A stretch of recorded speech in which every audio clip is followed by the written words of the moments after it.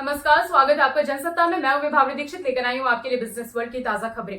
केंद्र की मोदी सरकार ने घरेलू उपलब्धता बढ़ाने के उद्देश्य से टूटे चावल के निर्यात पर प्रतिबंध लगा दिया है। विदेश व्यापार महानिदेशालय ने कहा कि चावल की खेप को 15 सितंबर तक भेजने की अनुमति दी जाएगी अगर आदेश से पहले लोडिंग शुरू हो गई है और जहां शिपिंग बिल फाइल किया जा चुका है और जहाज अपने गंतव्य पर पहुंच गए हैं। अधिसूचना में कहा गया कि अगर टूटे चावल की खेप अधिसूचना से पहले कस्टम को सौंप दी गई है और सिस्टम के साथ पंजीकृत है, यदि ऐसी स्थिति में इसे प्रतिबंध से मुक्त किया जाएगा।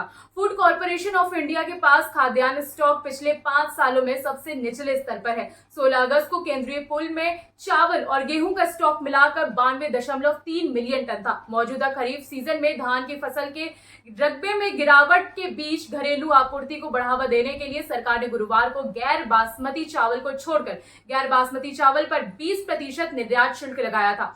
भारत चीन के बाद दूसरा सबसे बड़ा चावल उत्पादक देश है। वैश्विक चावल उत्पादन में भारत की 20% की हिस्सेदारी है।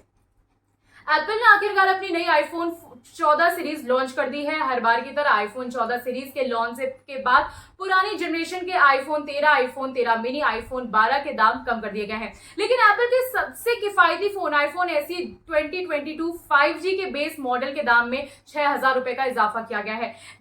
गौर करने वाली बात यह है कि आईफोन SE 2022 5G को भारत में इसी साल 43,900 रुपए की शुरुआती कीमत पर लॉन्च किया गया था, लेकिन अब ये 49,900 रुपए में खरीदने के लिए उपलब्ध है। आपको बता दें कि कीमत में ये इजाफा देश में आईफोन 14 की कीमत के ऐलान के बाद किया गया है। आईफोन 14 के स्टैंडर्ड मॉडल की शुरुआत 79,900 रुपए से होती है। कंपनी ने अभी तक आईफोन SE 2022 की कीमत बढ़ाने के किसी कारण का खुलासा नहीं किया है, लेकिन ऐसे लगता है कि भारतीय रुपए और अमेरिकी डॉलर की वैल्यू के बीच बढ़ते वाली गैप की वजह से ऐसा हुआ है।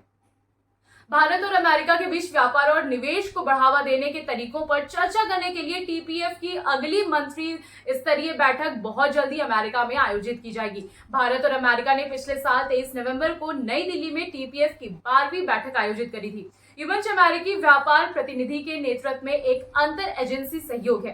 केंद्रीय वाणिज्य एवं उद्योग मंत्री पीयूष गोयल ने यहाँ संवाददाताओं से कहा कि अमेरिका में बहुत जल्दी हमारा व्यापार नीति मंच की अगली बैठक होगी। इस बैठक में पहचान करने योग्य और कार्य के नए क्षेत्रों पर चर्चा करी जाएगी। इसके लिए दोनों देश की टीमों को एक दूसरे के साथ काम शुरू करने के लिए कहा गया है। घरेलू वाहन विनिर्माता टाटा मोटर्स इस महीने के अंत में अपनी कार टियागो का इलेक्ट्रिक संस्करण पेश करेगी। टाटा मोटर्स ने शुक्रवार को विश्व इलेक्ट्रिक वाहन दिवस पर कहा कि नेक्सन और टिगोर के बाद टियागो EV इलेक्ट्रिक श्रेणी में कंपनी का तीसरा उत्पादन होगी। टाटा मोटर्स ने अगले 5 वर्षों में बिजली से चलने वाले 10 इलेक्ट्रिक मॉडल पेश करने का लक्ष्य रखा है। टाटा मोटर्स यात्री वाहन के प्रबंध निदेशक शैलेंद्र चंद्र ने कहा कि आज हमारे यहाँ एक महत्वपूर्ण अवसर है। हम टियागो EV के साथ अपने EV खंड के विस्तार की घोषणा करते हैं। अभी के लिए बस इतना ही। बाकी बिजनेस वर्ल्ड से जुड़ी तमाम अपडेट्स के लिए बने रहिए जनसत्ता के साथ। धन्यवाद।